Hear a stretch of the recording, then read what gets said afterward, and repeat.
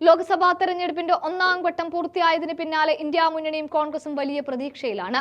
ബിജെപിക്ക് ഒന്നാം ഘട്ടത്തിൽ കാര്യമായ മുന്നേറ്റമുണ്ടാക്കാൻ സാധിച്ചില്ലെന്ന റിപ്പോർട്ടുകൾ പ്രതിപക്ഷ ക്യാമ്പിൽ ആഹ്ലാദമുണ്ടാക്കുന്നുണ്ട്.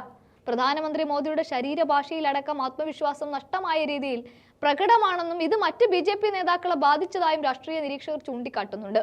ഇനി വേണ്ടത് ബിജെപിയെ പൂർണ്ണമായും പ്രതിരോധത്തിലാക്കുവാൻ സാധിക്കുന്ന ഒരു സുപ്രധാന നീക്കമാണ് ആവശ്യം. അതിനുള്ള നിയോഗം ഇപ്പോൾ എത്തി നിൽക്കുന്നത് പ്രിയങ്കയിലും രാഹുൽ ഗാന്ധിയിലുമാണ്. കോൺഗ്രസ് പാർട്ടിയുടെ ആവശ്യപ്രകാരം തരംഗം അനുകൂലമാക്കുവാൻ ഉത്തർപ്രദേശിൽ മത്സരിക്കാൻ രാഹുലും പ്രിയങ്കയും തയ്യാറായുള്ള റിപ്പോർട്ടുകളാണ് പുറത്തുവരുന്നത്. രാഹുൽ ഗാന്ധി കുടുംബം മണ്ഡലം എന്ന് വിശേഷിപ്പിക്കുന്ന അമേഠിയിലും പ്രിയങ്ക ഉത്തർപ്രദേശിലെ റായ്ബറേലിയിലുമാണ് നാമനിർദ്ദേശ പത്രിക സമർപ്പിക്കാൻ ഒരുങ്ങുന്നത്.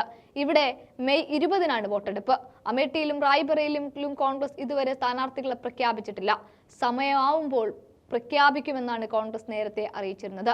രണ്ടാം ഘട്ട വോട്ടെടുപ്പ് അവസാനിക്കുന്ന ഏപ്രിൽ 26-ന് ശേഷമായിരിക്കും സ്ഥാനാർത്ഥികളുടെ പേരുകൾ പ്രഖ്യാപിക്കുന്നത്.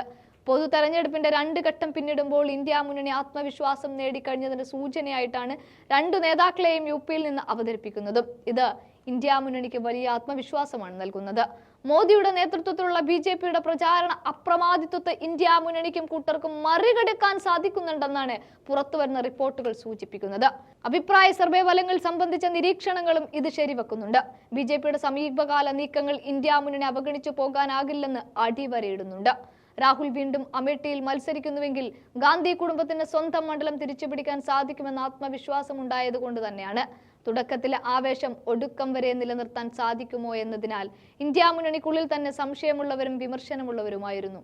അവർക്കും എൻഡിഎക്കുള്ള മറുപടി തന്നെയായിരിക്കും അടുത്ത ഘട്ടത്തിലെ മുന്നണി നീക്കങ്ങൾ എന്ന് കാണാം. അമേഠിയിലും റായ്ബറേലിയിലും ഗാന്ധി സഹോദരങ്ങൾ തൂത്തുവാരുമെന്ന് യുപിയിൽ ബിജെപി 50 സീറ്റുകൾ കടക്കില്ലെന്നുമാണ് കോൺഗ്രസിന്റെ ആഭ്യന്തര വിലയിരുത്തലിൽ കാണുന്നത്.